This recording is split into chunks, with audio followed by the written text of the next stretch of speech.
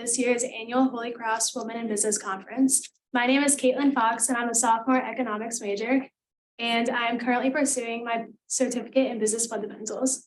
This is my first year on the planning committee and second year attending the conference. It is my absolute pleasure to introduce you to the extraordinary women who have come today to work on the You're Needed panel. To begin, I'm going to introduce you to our senior moderator, Maddie Ingram. Maddie is a senior economics major and religious studies minor, pursuing her certificate in finance and banking. On campus, Maddie is involved in the Women in Business Committee, Holy Cross Student Investment Fund, club tennis team, and is a tour guide for the admissions office. After graduation, Maddie will be working for Lloyd's Bank in their North American office as a corporate banking rotational analyst. In her free time, she enjoys playing guitar, strength training, and cooking. Lastly, she would like to thank all the students and alumni for attending the conference today. Working with me on this panel is also Julie Jasinski, class of 1999, who is Director of Employer Engagement here on campus in the Center for Career Development. Julie directs the year-round external relations program for the Center of Career Development, focused on employer development, engagement, and recruiting. She cultivates long-term relationships with key advancement, alumni, parent, and employer stakeholders to promote and develop opportunities for Holy Cross students. Previously, Julie served as the Associate Director of Student Engagement. She worked intensively with Holy Cross students in all phases of the career development process, supervised the student advising staff, and provided oversight for the CCD student engagement strategy. Prior to Holy Cross, she worked for 11 years at Fidelity Investments in Learning and Development. Julie graduated from Lesley University with a Master of Science in Training and Development and completed a Bachelor of Arts in Psychology at the College of the Holy Cross. Julie lives in Westboro, Massachusetts with her husband and 2 children. Thank you, Caitlin. So I just wanted to take a moment to welcome everyone. I'm really excited for you to join us about this important topic, which is focused on women representation in the workforce. So before I introduce our fabulous panelists, I want to just provide a little bit of context. So I'm going to read an extract from the Women in Workplace 2021 study. It was a study that was undertaken by McKinsey and leanin.org. So although we've seen important gains since 2016, women are still significantly underrepresented at all levels of management. Women continue to face a broken rung at the first step up to manager. For every 100 men promoted to manager, only 86 women are promoted. As a result, men outnumber women significantly at the manager level, which means that there are far fewer women to promote to higher levels. So the broken rung likely explains why representation of women at the senior manager, director, vice president levels have improved more slowly than the pipeline overall. So, what I'd like to do now is introduce our panelists, share a little bit about their background. We were kind of thoughtful around finding some alumni that sit in typically male-dominated industries. So we have some great representation from sports, finance, and STEM. So to start, I'd like to introduce Alyssa May. So Alyssa May is a 2011 grad. She's Senior Director of Media Partnerships, Commercial Lead at the NBA. Alyssa graduated from Holy Cross in 2011, where she majored in economics and played basketball, residing as captain her senior year. Alyssa currently works for the NBA's Senior Director of Media Partnerships Commercial Lead, where she's focused on developing and overseeing the monetization relationships of the league's linear, digital, and social emerging media partners. She's responsible for driving sales strategies across the media ecosystem to drive incremental revenue across the NBA's partnership and content business. Prior to her 7 years at the NBA, Alyssa worked at Zenith Media and Brown Brothers Harriman. And then we've got Rushmie Nofsinger here at the end, who's one of my peers who graduated with me, class of 99. So Rushmie is VP Corporate Affairs and Investor Relations at Scholar Rock. So Rushmie is a corporate affairs executive with experience designing and leading communications and advocacy campaigns to address important healthcare issues, including developing transformative therapies to address unmet medical needs, affordability, and access to medicines, and reducing health inequities. She's worked across a variety of healthcare sectors, developing and implementing successful communication strategies with a focus on health policy, clinical and scientific research, and patient-centered care. Currently, she serves as Vice President for Corporate Affairs and Investor Relations at Scholar Rock, a biopharmaceutical company, where she oversees corporate communications, investor relations, public affairs, and patient advocacy. Rushmie is also a former journalist, and her work has appeared in the Worcester Telegram and Gazette, Eagle Tribune, Boston Globe, and Boston Magazine. She holds a master's degree in business economics journalism from Boston University and a BA in psychology from the College of the Holy Cross. She's a certified executive coach and received her training in applied positive psychology from the Flourishing Center. And last but not least, we have Beatriz Pina Smith, class of 87. She's the executive vice president and CFO of Natixis Investment Managers. So in that role, which is a broker dealer and investment advisor of Natixis Investment Managers, a global investment firm with over 1 trillion assets under management, with US headquarters in Boston, Massachusetts. She assumed the role of CFO in 2004, and she directs all financial aspects of the business, including financial reporting, strategy, new business, investment and analysis, and post-acquisition integration. She joined Natixis in 1992 after 4 years at EY. She remains close to many of her former EY colleagues and serves as a member of the 18-person EY Boston Alumni Council. Beatriz is also a certified public accountant and was a finalist in the 2016 CFO of the Year Award sponsored by the Boston Business Journal. Beatriz serves on the Board of Trustees at the College of the Holy Cross. She's supported the Stonehouse in Roxbury, Mass. And Parenting Journey, a counseling resource for families in Somerville, Mass. Of Cuban heritage and raised in Puerto Rico and Danbury, Connecticut, Beatriz followed in the footsteps of her sister, Olga Pina's class of 85, when she enrolled at Holy Cross. And during her undergraduate years, she worked in Kimball Dining Hall and the Cantor Art Gallery and staffed the costume shop for the theater department. Beatriz earned her bachelor's in economics and accounting at Holy Cross in 1987. And she and her husband, Andy, have 2 children, Gabby, Holy Cross class of 22, and Owen, and reside in Wayland, Mass. So I'd like to just take a moment to thank all 3 of you for taking the time to be with us here today and share a little bit about your experience. As Caitlin said, Maddie's going to kind of moderate a discussion, and really I'm excited to hear a little bit more from our alumni about kind of their experience navigating the industries that they sit in, kind of the challenges they faced, and advice they would really offer to achieve success. So with that, I'll turn over to Maddie. Thank you. Sure. So I know Julie kind of gave some background on like your roles, but I was just curious maybe if you want to share a little bit more about what you do, like what a typical day-to-day would look like for each of you. Alyssa, if you want to start. Sure. Yeah, so at the NBA, anytime you're watching a game and you see any brands or advertisements, I'm sorry, that's my fault. So really I'm accountable for driving revenue for the league, and the way we monetize the game is through advertising and through our content distribution. So again, if you're watching ESPN or TNT where our games are being played, you'll see brands on the court, integrations within the broadcast, and then kind of commercial units throughout. So we have our linear, digital, and social business. So my job is to really make sure we can monetize across our portfolio of assets and really give brands an opportunity to tell their marketing story with the league. So that's kind of my day-to-day. I've been there 7 years, and the media ecosystem has clearly evolved for everyone. And so I would say just that's been a really great place to learn, is because it's continued to change year over year. And so while I've been there 7 years, I feel like I've had a different job every year. Thank you. So I'm the CFO at Natixis, and I've been there 30 years. And but I didn't start off as a CFO. I started off as the accounting manager.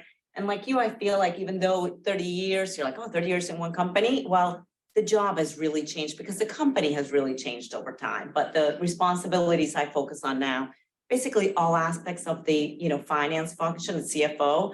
So I'm worried about our, basically the books and records, what are the financial results, but also really focus on the strategy and product development, different ideas as we looked especially to not just the current results in the past, you really look into the future and how you want to build a company and have it grow. What are the strategies that make sense, that are basically in demand and that are going to generate profits, and managing all that. Thanks. This is such an impressive. So happy to be on this panel with you guys. So I work in corporate affairs and investor relations in the biotech industry. So, we create medicines and therapies for patients who have unmet medical need. My role at the company is twofold. It's really to help tell our story, to take that data around our therapies, help various stakeholders understand their value. So, working with scientists to explain to policymakers, to regulators, the value around those assets. It's also to work with the patient communities so that their voice is heard in the development of medicines, and to make sure that they can access them, that medicines are affordable. And I think the other piece is really about building trust and credibility with these stakeholders. That these are the health of patients' lives. It's really important. So, building those relationships, ensuring that they trust us and that we understand their perspective. And that's really being incorporated into our business. That's really the focus of my day-to-day and the role that I play at the company. Great, thank you. So I have a follow-up. What planned and unplanned events connected you to your industry and your first employer after Holy Cross? How did you learn to decide if it was a good fit for you or not? If you want to start this time. Sure. Yes. So it's kind of interesting. I was a psychology major at Holy Cross. I didn't know what I really wanted to do. I was always interested in writing and communications. But when I left the school, I was a big fan of Ally McBeal, and I thought maybe I'll go be a paralegal and become a lawyer. And I realized quickly that that wasn't for me, but it was a really great foundational experience because I started to understand businesses and kind of what underpins businesses. And that sort of led to a series of things. And I eventually went back to get my master's. I knew I wanted to do something to further my education. And so I went back and got a master's in business economics journalism. It was sort of this marriage between communications and understanding businesses. And that led to a career in journalism. So it's interesting, if I look backwards, it kind of all makes sense and into how I finally got to, healthcare was very mission focused. That was something that was important to me. But as I was kind of navigating those steps, it was sort of a series of, it felt unplanned at the time, but it was just kind of following intuition, talking to people, finding mentors, and really just figuring out what I was passionate about. But I think the common thread was, I was interested in people. That was the psychology piece of it. I was interested in their stories and figuring out job opportunities that would allow me to combine the two. Great, thank you.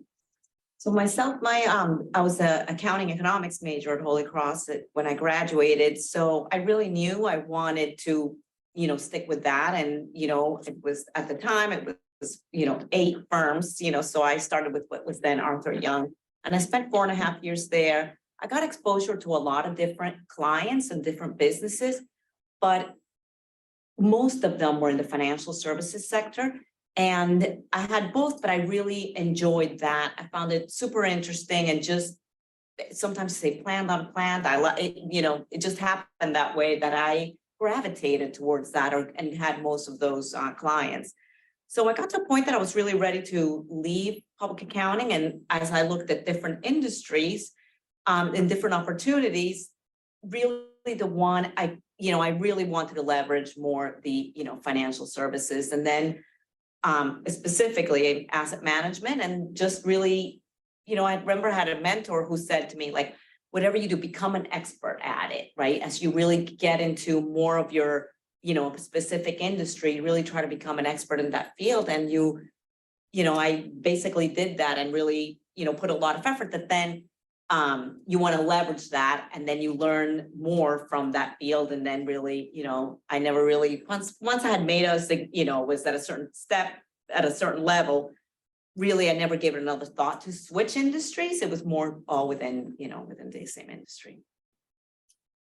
So I was an econ major as well, but was not passionate about it. I was like, oh, okay, I know I get math, I'll get good grades, and I'm going to choose econ. I chose Holy Cross for basketball and for the community and the people. And obviously I was able to learn a lot through that. And so I really had no idea what I wanted to do. I was like, okay, I'm an econ major. I want to make money. I guess I'll go into finance. And so that's truly why I made the decision to go to Brown Brothers Harriman. Similar to Rushmie, I learned that I didn't like it. And I think that would be like my biggest advice. I think you learn what you don't like before you really learn what you like. And so each step of my career, I've tried to kind of take a position to see, okay, like what is the next step that I can bring more of what I do like about the job itself. So looking back at planned events, I really did take advantage of the career alumni resources and that advisory, and found the job at Brown Brothers Harriman through the Holy Cross network. And then when I got there, I kind of took a hard look at myself, and I said, okay, you understand business and you're still really passionate about sports, but the crux of what you love is people and relationships. And so I was trying to figure out how do I combine that? And so unplanned and planned, but I looked at people I knew at Holy Cross and just picked their brain about the sports industry to figure out where I could marry those two, and sports advertising became that opportunity. And again, just met with people, creative relationships, mostly through coffee. And I share that because I think a lot of like networking events, there's, oh, I should go to this dinner, I should go to this event. And it's sometimes hard to create those relationships. And so being honest with yourself, I realize I'm more of a one-on-one person. So reaching out to someone to get coffee one-on-one is kind of my unplanned access of a network of Holy Cross people that really advised me along the way. And so I left Brown Brothers Harriman and went to a company called Zenith Media. And similar there, I was learning a lot, but I wanted more. I wanted to be more challenged. And I went back to my network and asked, like, okay, I'm in the agency side, what side of the business is my next step? And ended up applying for a job at the NBA. And I just sent my resume out to like some people I'd already talked to. And I was like, oh, just a heads up, I applied for this role at the NBA. And, I had created those relationships over the course of those 5 years. And so I got a call from the NBA and they're like, well, we got your resume from 9 different people. So we'd like to talk to you. And I just like sharing that because people remember how you show up. And like, if you're good at your job and you're a good person, like people want to help you. And so really fostering those relationships felt unplanned, but it was quite purposeful. And I think that's, where I'm at today. And something that I continue to kind of hone in on is like the people are what matter, and that will take you to that next step. And you don't know what the next step is unless you really brained up into people that you trust.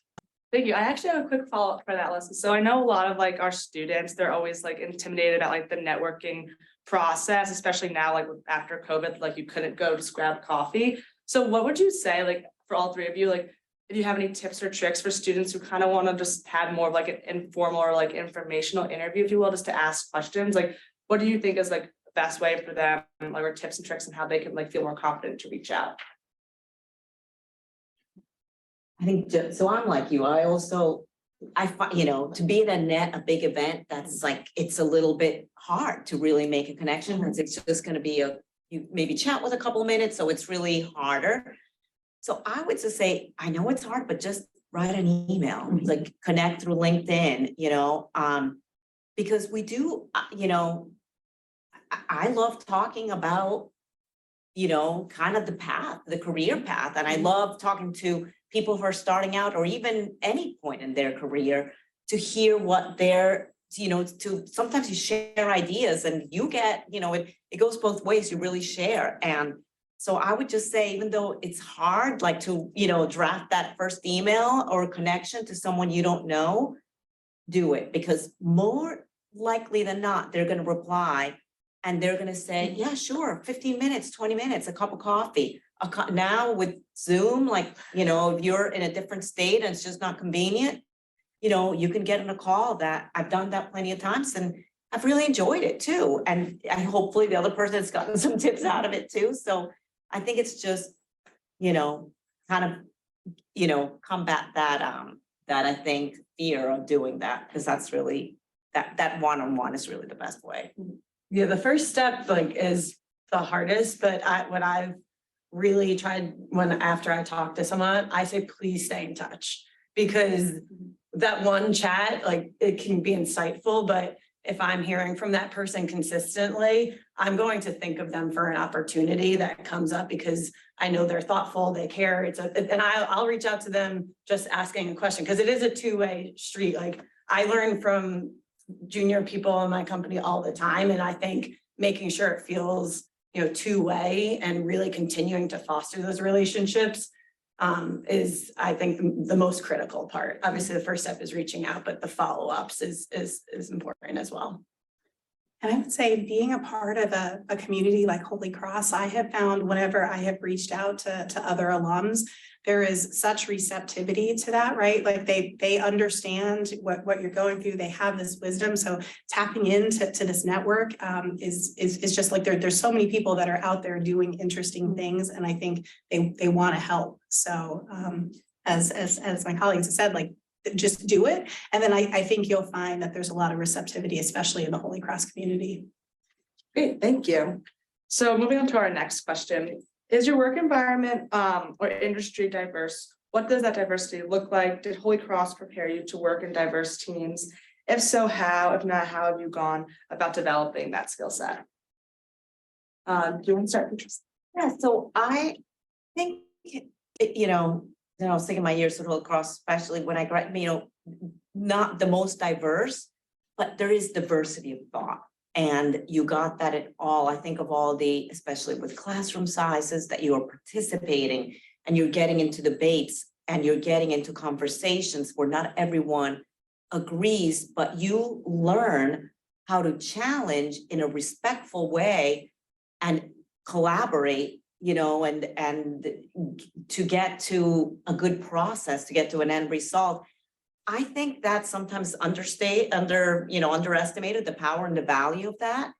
And, I'm also, as, of Cuban heritage, born in Puerto Rico, I found like that you basically embrace that, and that has opened doors for me in the way that I'm part of a global company.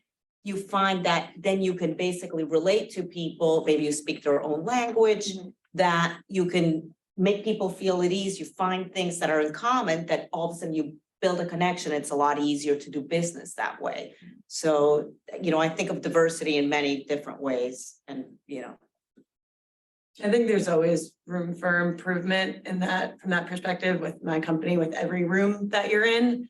I don't think that, I guess similar to Beatriz, that communication and thoughtfulness is what I learned at Holy Cross, but I had to learn, I think, more about making space and asking people who in the room may not be more inclined to speak up because of who they are or what they look like, and being thoughtful to ask questions of people who are, again, just maybe not feel like they have the space in the room to speak up. That is the biggest thing that I learned and really am trying to be conscious of. And the NBA does a really good job of offering us, different opportunities, like with Kyrie's statements recently about and his anti-Semitic posts that he had put out on the internet. We had a very candid conversation in our team, in our company, and we said, we need to educate people more. Like, the Holocaust right now is not being talked about as much as it should. So why aren't we at the NBA talking to our employees about that? And so I think having the vulnerability to say, I don't know, I don't show up that way, so I want to learn, is something that I've tried to advocate at the NBA. Is like, our job is to be better people, and we at the NBA should be helping and giving those resources to our employees. And so that's something that we're working on, and I think there's always room to grow there. I'd say diversity and then the healthcare space, we've had an interesting over the past couple of years. I think COVID has really revealed a lot in terms of the inequities that our patients face, that has forced us to kind of take a lens inward and have discussions around diversity. I think you're starting to see change. I'm at a company where for the first time there's 7 executives on the seat in the C-suite. 4 of them are women. That's really rare. So, I think there's pockets of that at a company where I was at formerly before joining Scholar Rock. The head of that business division, she was named the chair of the board of directors for pharma, which is our trade association. She's also a woman of color. That's the first time in the industry's history where you've had a woman hold that role. So I think there are places where we can see things are changing.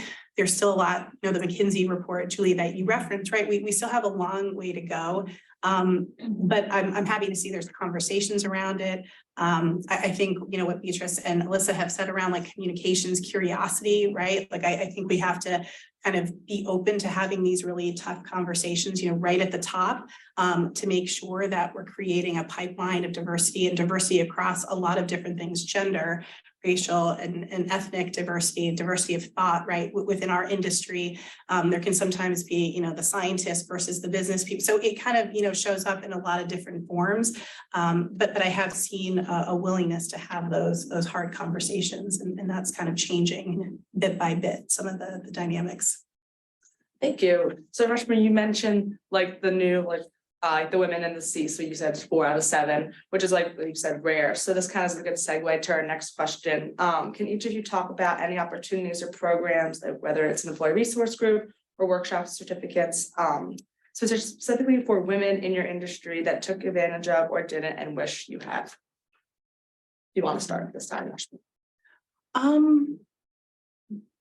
So I'm just trying to think of some of the, you know, there have been a few companies that I've been at where there have been employee resource groups that are focused on women and leadership. I have participated in those. I'd say the thing that has been most impactful for me is finding women in within the organizations I work in outside that we're doing things that I aspired to, and kind of creating some of those informal networks, picking their brain, learning from them, figuring out how they navigated. I have 3 children. So, you know, how was I going to navigate my career and still be the type of parent that I wanted to be? So I have found a lot of value through those informal networks. I have to say, you know, when I was coming up through my career, and as I continue, there haven't been a lot of, you know, I just haven't had those opportunities where they've been designed and designated for, you know, women who are, you know, trying to advance their career. But it's been those informal relationships and looking at people that I aspire to want to be, and trying to emulate what they did or get advice from them. Great, thank you. Yeah, I would say starting off my career, it was definitely more informal. And I think this is what, you know, the keynote speaker, Erin, she mentioned about like the mentors and the natural relationships. You know, I had a few friends who really became mentors that, you know, you really click with and you form this natural relationship. And then it becomes a community that gives you a lot of strength, and also you're basically helping each other. You know, so it really gets down to people and community. So I would say now that, you know, in our company, we do have similar, you know, we have different ERGs. I try to attend. We have, you know, one for women. You know, I actually launched I think, I can't remember how long ago, but maybe like 8 years ago, one that was Latinos and Friends. And there's different ones that I attend I attend activities, you know, from different ones, because you're getting great perspectives on different things. So it is about really opening up your mind and learning from each other. And then I think this was during the pandemic, actually, it was through Deloitte. There was basically a board to basically a seminar to basically help women get ready to be on boards. And I found that amazing. And that's been a great network of people that I met through that it was not just the program, but it was afterwards, you know, the relationships I've made. So I think you gotta, you know, when you're starting out, it's really having it maybe be more natural and attending these things, especially take advantage of what your employer offers, because you're going to build community. And I think whatever you choose to be in a particular ERG or a particular, you know, group, it really is about that sense of community and how you support each other. Just trickle down on what they said. I mean, a lot of it is when you go to like a women's networking event, it is the informal one-on-one relationships that you create off of those. And that really is my network. So I think the employee resource groups are really important. So you feel like you have a common space to maybe open up where you might not have been just walking out of a meeting or what have you, and having those informal interactions outside of the office, I think are critical for building relationships. So those are the things I've taken advantage of. And then to their point, you find you're not gonna, I hate to use the word vibe, but you're not gonna vibe with everyone. Like you find connections that you like think differently, but you respect where they're coming from, and those are that becomes your real network in the industry. Great, thank you. So we talked a lot about like building relationships, the importance of communication, as well as like building your network, and you all kind of influence or emphasize like you like the one-on-one or like the more informal stuff. So would you say any of you have any specific mentors who have helped you throughout your career? Can you talk about how you identify them, and maybe if they're like a fellow Holy Cross alum as well? If you want to start this time, Alyssa.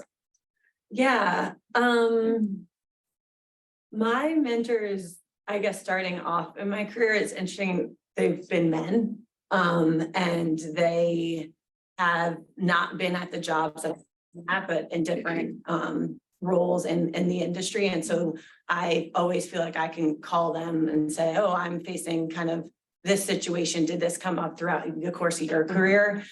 So I've found people actually like outside of the company that I'm at, but in similar roles that I've connected with. And they haven't been from Holy Cross, but they've been someone who like was someone from Holy Cross. And so you kind of start to realize that the web of Holy Cross is bigger than just Holy Cross, right?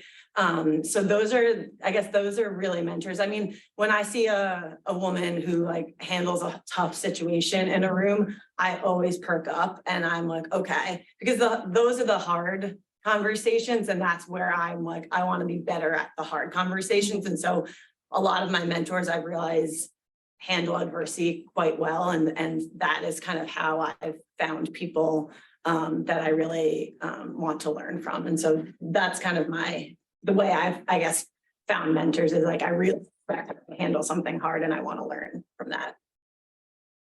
Yeah, I would say I take a very similar approach. I look around and I'm like, I like how this person handled it. And it could be a woman, it could be a man, or you may just be going out for cocktails and you really click with that person. And then that's how you form a friendship. And then, or you could be working together on a project that really, you know, I think sometimes you get the closest to people. And I think the most satisfying things can be those projects that are the hardest. And, you know, you go through, when you go through a tough experience, you end up actually, you know, I think in a more proud and in a better, you know, in better shape than when you started. And I go back to, you know, the relationships that I have and the mentors. It really came from, you know, sometimes adverse situations and really tough things that we're trying to deal with. And, you know, we got close and learned and continue. And then you're like, okay, I want to continue to learn from this individual. So I think, so I'm a big studier of people. I think that's the psychology major in me. And I think everyone that we work with has the capacity to teach us something if we're willing to receive that lesson. So, you know, you'll probably encounter managers that you don't align with and you're like, but you kind of learn something because you say, I don't want to manage that way, or I don't want to lead that way. And there's mentorship in that too. So I think everyone, you know, you encounter has the ability to teach you something about your own leadership style and the type of leader that you want to be. And then similar to what's already been expressed, I think that, you know, depending on what season of your career you're in, you know, you can look at people who are either in the role that you want to get to, or if there's a skill set that you're trying to acquire. And sometimes that's people who are more experienced than you. I found that I've been mentored by people who are kind of starting out in their career, but they have, you know, a skill that I'm like, wow, that's amazing. And I want to, you know, adopt that. So kind of, you know, finding those people to, so I really think that mentorship and I've had people that, you know, I continue to tap into and I have those relationships with, and some it was just more in that season. And I learned a lot from. So I think all of the situations we find ourselves at work have the capacity to kind of teach us something. And so mentor can be a very kind of broad word. Great, thank you. So now to kind of a pivot in our discussion. Another question I have is, what difficulties have you faced being a woman in traditionally male-dominated industries, and how have you overcome those challenges? Beatriz, do you want to start this time? Yeah, so I think it really, the first challenge I really saw, I think, was when I was a CFO and I had 2 young kids. And then we have, you know, thankfully we have great representation and a diverse group in the senior team of men, women.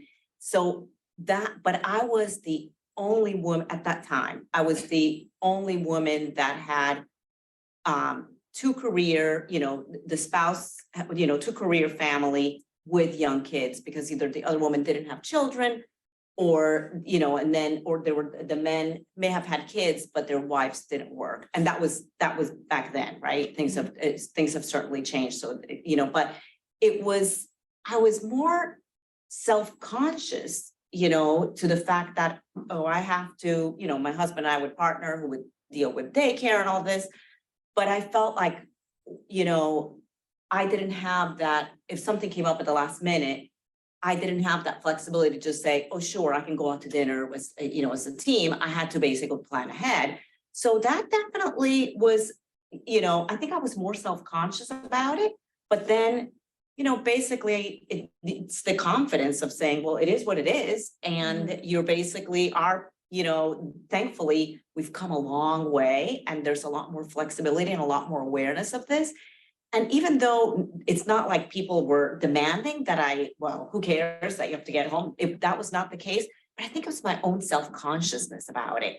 So my advice to people, and I think things have gotten so much better, especially with the hybrid work environment. And I think there's just so much better understanding in the workplace that life is happening, and whether it's, a spouse, children, parents that need help, that you need to take care of. If people do have a personal life, and we're more flexible as employers, we still have a long way to go, and not every manager is like that. So that's very important as you look to employers. But I think it's, I think as women, especially, and, it's like getting past that self-consciousness or thinking or being apologetic. And it's like, this is what it is. This is the strengths I bring. You're not working less, you're working more. But you can balance it. And yes, you need to plan ahead to get daycare and set, but it's there's other, it is what it is. I just agree. I think the biggest challenge was myself. Like, it wasn't like they didn't want to hear from me. I felt like, oh, I'm the only woman in the room, so I should let everyone speak and then I'll chime in. And that has changed over the course of my career. I've become more confident in myself. And I think chiming in with a statement, or someone cuts me off, I will now say I wasn't done speaking. And that in itself, that's your own kind of confidence that I felt like I had to work through. It wasn't necessarily like challenges from, other men or different folks. It was more of like, I needed to learn that like my opinion is valid and I know what I'm talking about. And so I need to make sure that I speak up with, I have something to say. So I feel like it was more inner coaching versus any external challenges. Yeah, I think those voices, I was gonna say, when you find yourself, and I think we've all expressed, we find ourselves in rooms where you might be the only fill in the blank. And then those voices in your head of, are people judging me? Do they see this thing that makes me feel different? But it is really more of an internal kind of thing that you need to wrestle with. I think also building relationships, for me, a lot comes down to kind of building relationships so that, having people see me for who I am authentically. So, sometimes there can be a lot of that pressure in those meetings where you're at the proverbial table and, and then there's a lot of mystique around it. And then you realize, well, they're people and I'm right, we're all kind of the same. And if we've, I've really tried to make an effort to build those relationships. So we're kind of on that equal person to person part, and you recognize like we're, that there is no mystique around it. Right. And I think that for me was such a big learning lesson as I sort of aspired to kind of climb each rung. And it's like, oh, leadership or the CEO or, oh my gosh, they must be so different. And it's not, right? That you bring a lot of strengths, but that's why you're there.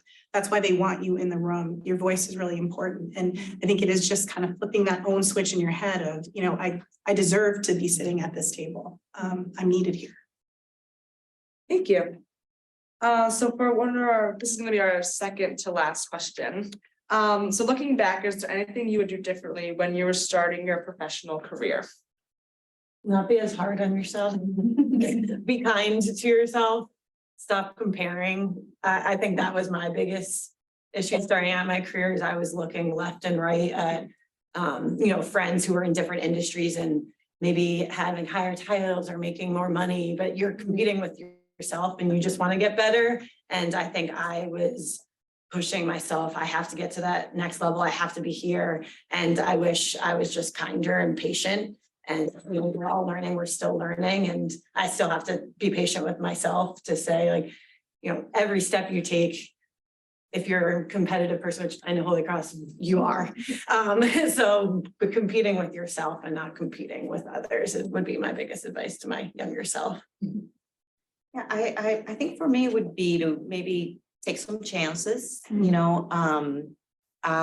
don't know, things all work out, but sometimes it's like, and I think it comes with the confidence that you don't really get to later on. So I think it's when you're younger, like, oh, can I do that? Can I raise my hand to take on this really, I would say take chances, raise your hand and continue to do that throughout your career, because you find it, again, you're like, well, maybe I wouldn't even be here if I wasn't capable of doing that. So it's like that self-confidence in yourself.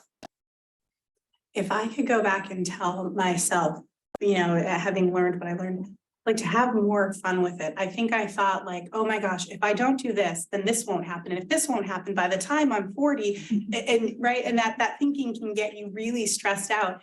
And it's like, none of that, I've learned none of that is true. I think, having that growth mindset of like, I'm going to experiment, I'm going to try, I'm going to be curious, I'm going to have fun with it. It's your career.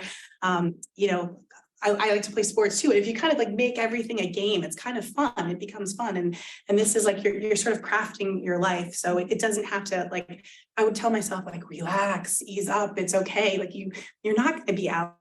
You're not right. And I'm totally dating myself with that show. But it'll all kind of work out and have fun with it. Great. So we're just gonna have one more final question, then we'll turn to the audience for Q&A. So I was gonna say, what is the biggest piece of advice you can give to aspiring women in business at Holy Cross? All right. I would say, raise your hand. You work very hard here at Holy Cross and you will continue to work very hard. And especially now, I think in the workplace, like be curious. I think it's, going back to the theme of the keynote speaker, be curious. That's what people want. Make relationships.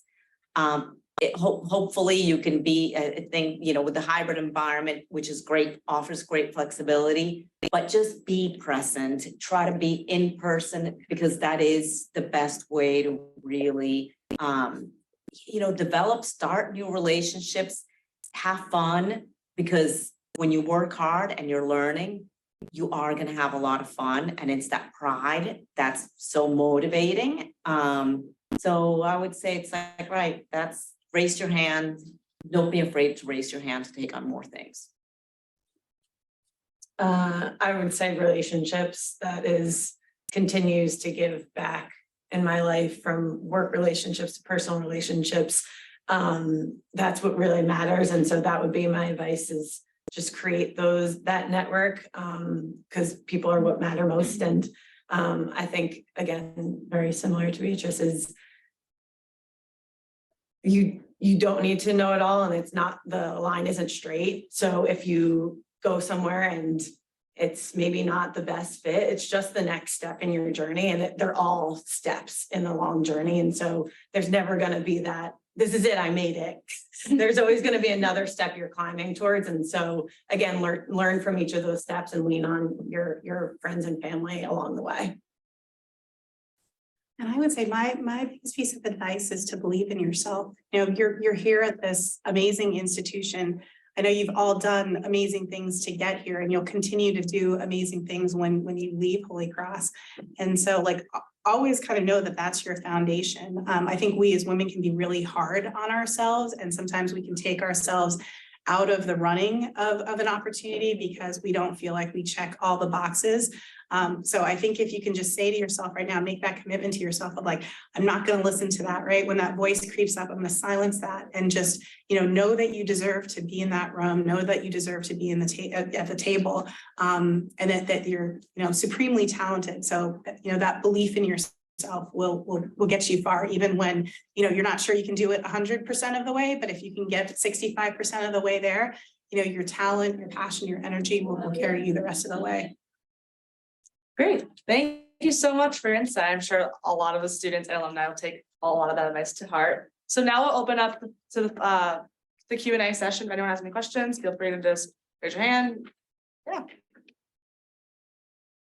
I have a question. I'm just wondering if any of you had experience moving from like a small company to a big company or like vice versa, and like the challenges that come with that, or you know, the culture fit, the smaller versus bigger. I can speak to that. So I was at a company prior to the one I'm at now, which is 120 people. So very small. I was at a company that was 60,000 people. And so I would say that the biggest thing about navigating a larger company versus a smaller company, it's the same thing. It's relationships. You know, and kind of creating a network. It's harder to do, or I found it harder to do that at a larger organization, just because there's so many more people. And I think you have to be really intentional about it. I think at smaller companies, it's there, right? You know, everybody, you know, kind of who does what. So I found the piece for me at larger companies was really kind of mapping that out and making that part of, you know, my onboarding plan, or, you know, I would kind of say to myself, this month, I'm going to meet like 7 new people, and, you know, whatever that number was, because that's just, it's such a, you know, on scale, it's just so much bigger. But those relationships become really, really important, and you have to seek them out at a larger company where they're more kind of baked in at a smaller company.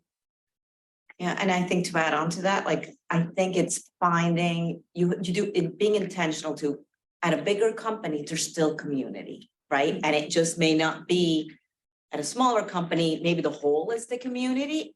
At a bigger company, there's pockets of communities. So you need to find that, and just really, that's so critical, because at the end of the day, that's the enjoyable part of the job.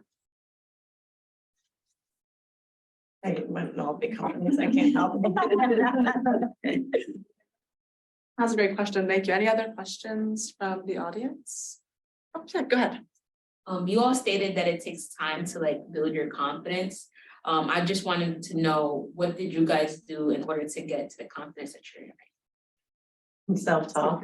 I mean, it comes with experience. Like, as you experience more, you start to learn how capable you are. If you were doubting it and you're like, whoa, I just proved myself right again. So I think it comes with experience, but I also have, when I've talked to my friends and I've like maybe self-doubted, they're like, don't talk to my friend like that. So how you talk to your friends when you're hyping them up, do that right back at yourself. And I think that like little mind trick is like, would I say this to my best friend? No, I would tell him, you're badass, you belong in that room, and like speak your mind. And so I think that has come again with time, and my network is they're saying back to me, yeah, you can do this. And then the experience itself, you just start to learn and build it. Yeah, and you're gonna learn from that, like times that you do something like, I wish I had done X, and you know, but next time you will do X, and you will, and it's that experience where it didn't go right, that's going to help you. So unfortunately, you have to get through those adversities and mistakes. And I found like kind of befriending that, like, you know, when you have those feelings of like, you know, they can be helpful because it's information, right? So it's like, am I feeling this way because I'm lacking the experience? Okay, if I am, what do I need to feel more comfortable? Am I feeling this way because I'm just doubting myself and I'm judging myself? Okay, like what can I do with that? So like similarly, it's that self-talk. It's kind of like unpacking that in the moment of like, what's really going on here, to get me to feel then, you know, in that moment, like, oh, I'm just like, I'm nervous, and that's okay to be nervous. So I think it's almost befriending it too, because it can be helpful as long as it's not debilitating, right? And you start to work with that. And you know, as many thoughts as there are of like that, like you're countering them with, I'm talented, I'm smart, you know, I can figure this out, I'm gonna do it. Yeah. And those feelings of like, you know, confidence or not confidence, they don't stop, like they continue, like of the, you know, I can tell you, like, I may have something coming up and I'm like, did I handle that the right way? What is the best way to handle it? Or you finish something like, oh, wasn't my best thing, but you're learning, continuous learning. Yeah, it's such a good, I think that's where the growth is, right? I remember my dad has always been a great mentor for me, and I would go for jobs and I'd say, I can't do it. And then that's where that 65% rule came in. Can you do 65% of it? I think so. The other, I can't do the math. I have to. Remaining percentage, that's where the growth is. That's where the fun is. That's where, you'll start to, do really magical things in your career. So, yeah. Any other final questions before we wrap up this session? One of my observations in being in the male-dominated space is, with a greater push for diversity in organizations, the onus often comes back to women and underrepresented groups to kind of, promote diversity. Just curious, like how you guys grapple with that and, sort of combat burnout or getting it culturally ingrained.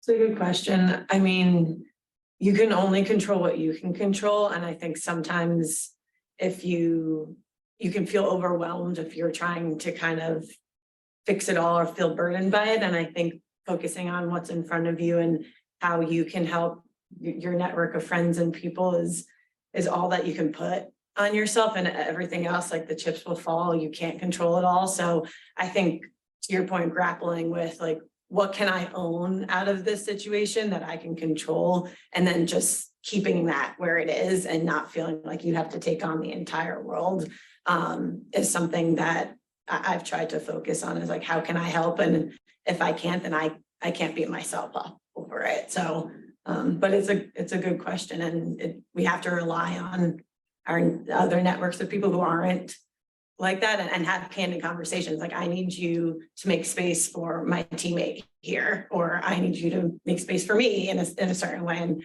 I think, again, that's the burden's back on the person. But if you say it to someone that trusts you, I think they're like, oh, I didn't even realize. So I think there's a little bit of that too.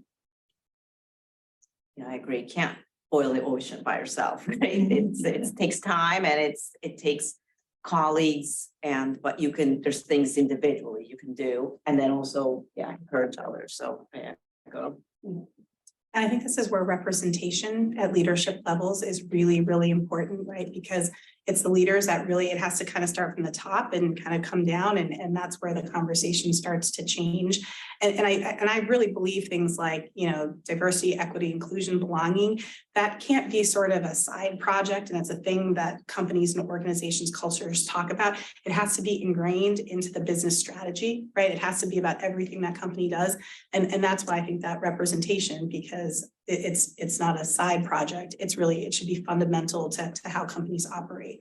And you need leaders of different representation to help change that conversation. Great, thank you. Thank you. So thank you. I just think great perspective and insights that I think we can all walk away with and think about how we're going to implement ourselves. So thanks again. Yay. Thank you.